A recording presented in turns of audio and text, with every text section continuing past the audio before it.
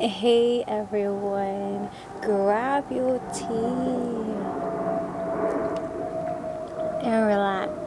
If you have no idea who I am, my name is Dr. Tavala and I should be making videos in order to share my journey as a junior doctor with you guys. I thought we could come out here in the garden for a change of scenery. We do have some works going on in the garden, so if you notice some items behind me that look odd, now you know why. You most likely will have seen the assumptions video that I made with my friend. We filmed that yesterday. We still have the balloons up for 10k subscribers, so I just want to thank you guys once again for showing your support to me continuously. It inspires me every day and motivates me in order to continue trying to help you guys, and I really just hope that you guys take away a lesson or two from the channel.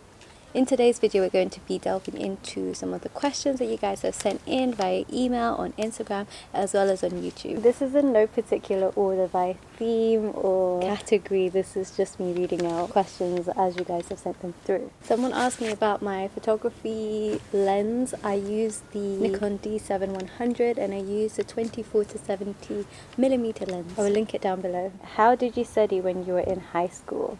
So high school in this country where I am, in the UK, in London, is I think referring to secondary school. I didn't want to become a doctor when I was in high school. Yeah. From years 7 till 9, I didn't study because I didn't really want to go to university. I'd never thought of that for myself. From years 10 to 11, for some reason, they put me in a good science class, and there was this game that you could play online. Not a lot of students played it, but it was still accessible for us if we went to that school, some state comprehensive in Hackney. With these games, you get a percentage score at the end of it, and then it was just nice seeing 100%. So I just kept repeating the game until I got 100%. You get a score, and then they compare you to the other students in this school who also play that game. I was a gamer girl at heart. I kind of still am a gamer girl. I just don't play games anymore. We sat some exams and I got all A's. Bearing in mind, I was the dumb person in the science class. And I still remember when we got our results. Mine said AAA in chemistry, biology, physics. I didn't know that was the grade. So I went around with my sheet of paper saying to my friend, how did you know you got a B? How did you know you got this? Like, what did I get? And they looked at my paper and was like, one girl did that. The other girl goes, let me see, and her face dropped as well. She was just like, oh, obviously you got A's, you don't need to show off. And I'm like, I actually just didn't know what grade I got, but okay. Then I was going up the stairs by myself whilst everyone else kind of just like formed a group. I ran into my science teacher and he was just like, how did you study for those exams? And I said I didn't study. He looked at me like, there's no way you could have got A's without studying. I told him about the game that I was playing. He told me to continue playing the game. And yeah, I gamed my way through the rest of secondary school and got some decent grades. No, I didn't. I got some decent grades in the 7 GCSEs that I did. Someone who happens to be my top commenter on YouTube is asking, what next do we see? Recently uploaded a video about what's happening next now that I've sat my exams, now that I have graduated as a doctor. What am I going to do with this channel? What are my plans moving forward? So if you're interested in a more detailed answer to that, then go check out the video, which I'll link around here somewhere. Your future in singing. This person has sent in 12 questions, by the way. We'll just address some of these. I am a creative person. I make art, videos. What else do I do with my time? Photographs. I make things as and when I am inspired. And that song that I wrote, I didn't sit and think, oh, I want to be an artist, I want to be a singer. I like singing, it's a hobby, I can kind of sing, and I feel enough emotions in order to create this song. I'm feeling it, it works, it just kind of happened. I might create more covers, probably will. I might create a new song or an album, who knows, we'll just see where my heart takes me. Any interest in traveling? If yes, when are we seeing you in India? Actually, I do have a friend who went to India for this retreat where they took his phone and all his electronics. He'd have to wake up at 5 in the morning and go to bed quite early, and he had really simple food throughout the day. What my friend said to me is that it was a really nice way for him to declutter. His memory retrieval was far more improved by the end of that retreat. So if I come to India, then I really would want to go to a retreat like this. Morning person or night owl? This is weird. I think I'm both. As long as I get to see sunrise, I'm cool. And it depends. If I've got work or if I've got meetings, then yeah, I'll have to be a morning person. I have to wake up early. If I don't have anything going on for a long period of time, for example, I have an upcoming exam and I don't have any obligations to attend any meetings or be awake during the day for a certain person or meeting or whatever, then I kind of just turn into a night owl by choice. How do you really motivate yourself from being a failure in medic to an amazing one? Cry face, star emoji, question mark. Well, I wasn't really a failure to begin with.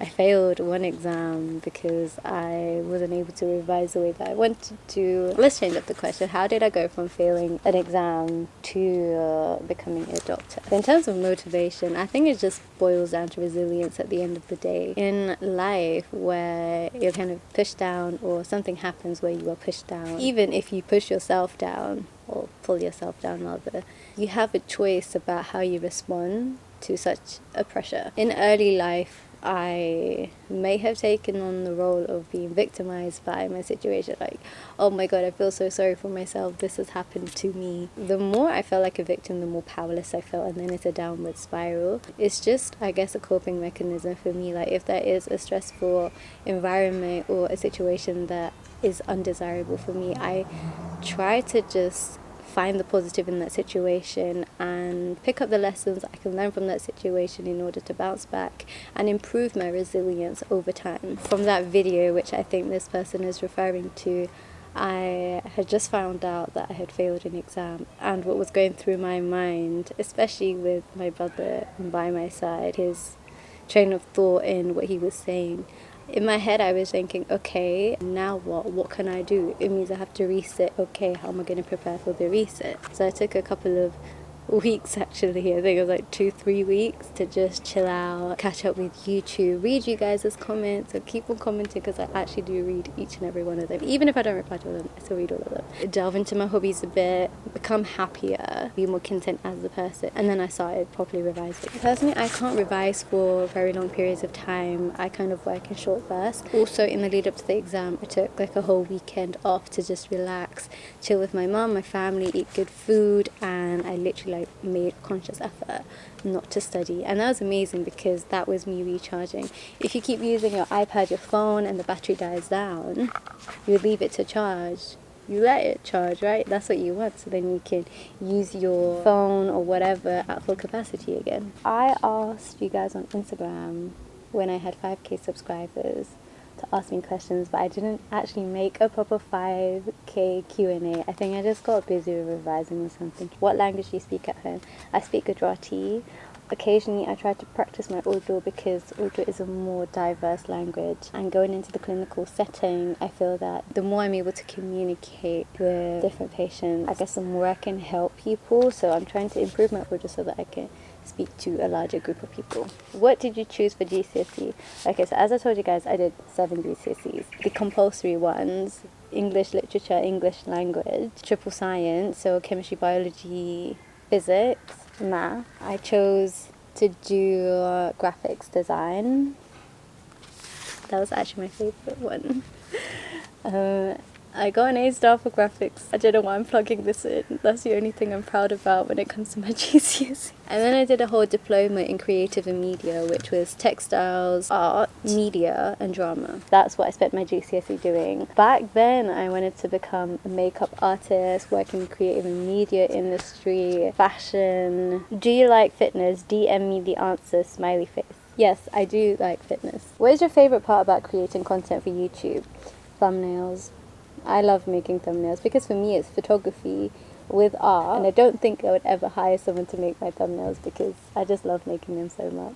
Are you dating? Upside down smiley face. No, I am not dating. I don't even have a guy that I'm speaking to romantically. I wish I did have someone that I was talking to on a serious level, someone who kind of fits my idea of the kind of person I want to live the rest of my life with. But at the moment, yeah, I'm not.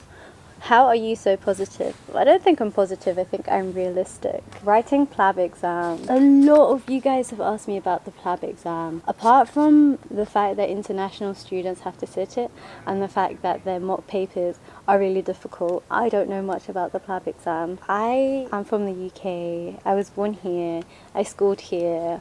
I've been traveling abroad, but I haven't stayed abroad for more than a month. I only know the system here. I've had quite a lot of you ask me about the process of transfer for an international student. I don't know. Having said that, I'm sure there will be a lot of resources online that you can access that would answer your questions. How are you taking care of your mental health during quarantine? I made a whole video about this. Essentially, eating well, sleeping well, exercising a little bit. Hobbies, trying to find from any situation that I'm in, even quarantine, what is the good in this? In my case, I'm like, okay, I'm stuck at home, I can make loads of YouTube videos. Or I'm stuck at home, this is more bonding time with my family. Stuck at home, I can connect with my friends, let's organize video chat. Of course, for me, most of it was just revising, but I still made effort in order to stay in touch with the people that mattered and made time for the things that mattered. How do you stay motivated in medical school? To be honest, my motivation did fluctuate a lot. I can't consistently study for a whole year, and I'm sure everyone of you guys out there also feel the same way. It's absolutely normal to have days where you're not motivated to study. There are days where I am very productive, and there are days that I don't feel like doing anything, and that's absolutely fine. Bruno Mars even made the song, "Today I don't feel like doing anything, nothing at all." So from that, it's cool. If Bruno Mars is singing it, then you can sing it too. Hardest year of medical school and why? Either fourth year or second year. Fourth year academically was fine, but in my personal life, I was trying to work really hard in order to have some kind of growth with regards to my thinking style and my mindset. I guess that was difficult as a whole when I'm trying to manage that with actually passing my exams and also doing well, because our grades for that year actually counted towards our ranking, and our ranking is important when it came to applying for jobs. I've just moved my camera a little bit. Second year was difficult in that I'd taken on a lot of responsibilities. I was preclinical faculty rep at the university, had to organize meetings and attend them, chair them with student as well as staff. So these are the most senior staff members and then course reps. I was also a part of a number of other societies in the committee. It was just so much work, and I do think my grades actually suffered that year, especially relative to first year. And it was in second year where I started to feel anxious every now and then, and yeah, that year was just not too great. Tips for clinical years: go to placements. Someone goes, do you ever think of being an actress? You have pretty features, not gonna lie. We'll see. Would you date a fan if he's worth it? I would expect whoever I'm dating in the future to be a fan of me, so yeah, why not? What would you like to do in your spare time? A lot of things. Just watch my vlogs. Someone is asking, how did you feel about losing friends after you failed? This is a big topic. I think this should be a video on its own. I felt heartbroken. It was even more painful than failing the exam. We're talking about a bunch of things before results. When I got the result, I said, oh, how did you do? I failed. I still haven't heard from her. Initially, I thought maybe she's busy, maybe she forgot to reply. Everyone who matters to me, everyone who cares about me or thinks about me knows that I failed, because it's on my Facebook, it's on my Instagram, it's on my YouTube. Even people who don't want to know. I just made excuses for why she hadn't said anything. But then over time I kind of just realized that I'd been ghosted, and it was just painful because we were really good friends and I had thought of a lifetime of friendship with this person. Yeah, it was just painful, let's just say that. And it was more painful than the heartbreak of failing your finals exam. There's another question, how do you remain so calm? I just know that everything happens for a reason. Now I sound like a broken record, I'm just saying the same thing over, but really this is what it boils down to. Whatever happens, I know that I'm going to be fine. I'm going to make an effort in order to smile tomorrow, be grateful for the things that I do have, work hard for the things that I don't have. With that train of thought, things could happen around me, and I've just built a type of mindset where I'm able to fish out the positive in that situation, and that makes me calm. Also, breathe. How did you revise for A-levels and uni admissions test? For A-levels, I skipped class. My attendance was 19%. I had 6 different chemistry teachers just during my A-levels. It was pretty unstable. This teacher once was teaching something wrong, and I told him, actually, this is how you're supposed to do this, and he told me to shut up in front of the whole class, and that was really embarrassing. I spoke to a different chemistry teacher teaching the wrong thing, hello, and he was just like, to be honest, he wouldn't be worried if I just didn't go to class. But I went to visit him during the break times. We'd like schedule meetings, and then if anything I don't understand, I go to him for that. Biology, similar thing, we're being taught the wrong thing, and I used to go and study in my economics teacher's classroom when he didn't have a class. Also, my classmates were toxic. I had students wishing failure upon me, and also openly wishing that I didn't get into medical school. I just wanted to distance myself from a toxic environment. My way of revising for A-levels was I didn't go to class. I went and studied on my own from textbooks. My brother had done similar A-levels, so anything I didn't understand I could ask him as well, even though he was studying at Cambridge when I was doing my A-level, so it wasn't always possible for me to ask him. I also took regular weekend breaks to go to Cambridge University and study with my brother in the library, and that was nice because I didn't have any disruptions as you would get in Hackney libraries.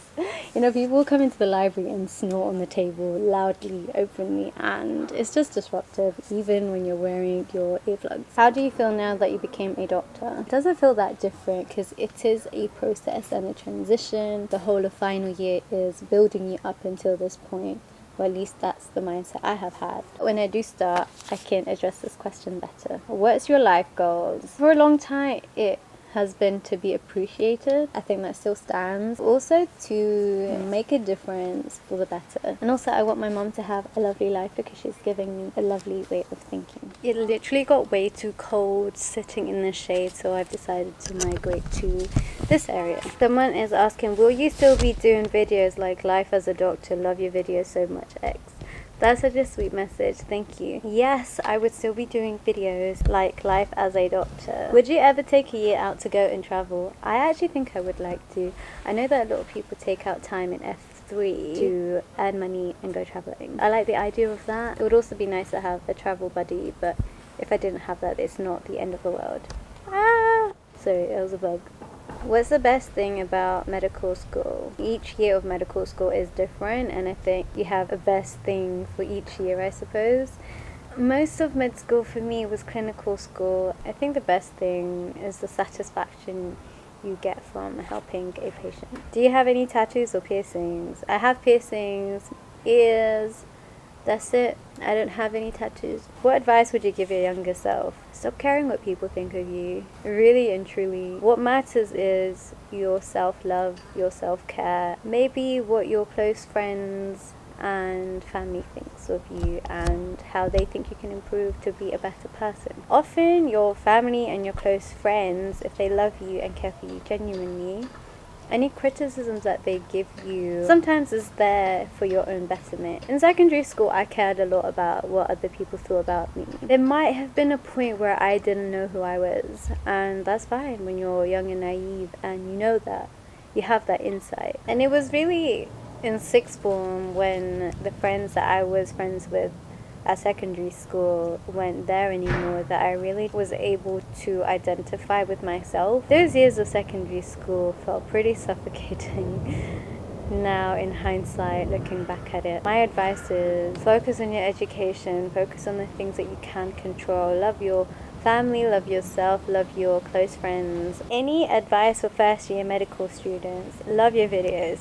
Well, thank you. Make friends, find out how you study, try out different studying techniques to see what actually suits you. I know that there are loads of videos out here on YouTube saying this is how you have to study, note making is rubbish. I even met up with a YouTuber who somehow asked me about my notes, and I said to him, I have notes in my bag, I can show you. And I took out this whole notebook of mind maps that I was so proud with. He said to me that making notes is rubbish, and that I should watch his video that talks about studying techniques, which I kind of did try, and it was totally ineffective. What I'm trying to say is everyone has their own unique learning style. I'm a dyslexic person, so the way that I study is pretty unique to dyslexic people. We need loads of colors and diagrams and annotations. We are visual people, or at least I am a visual person. Writing essays or doing loads of questions, for me, without learning the content,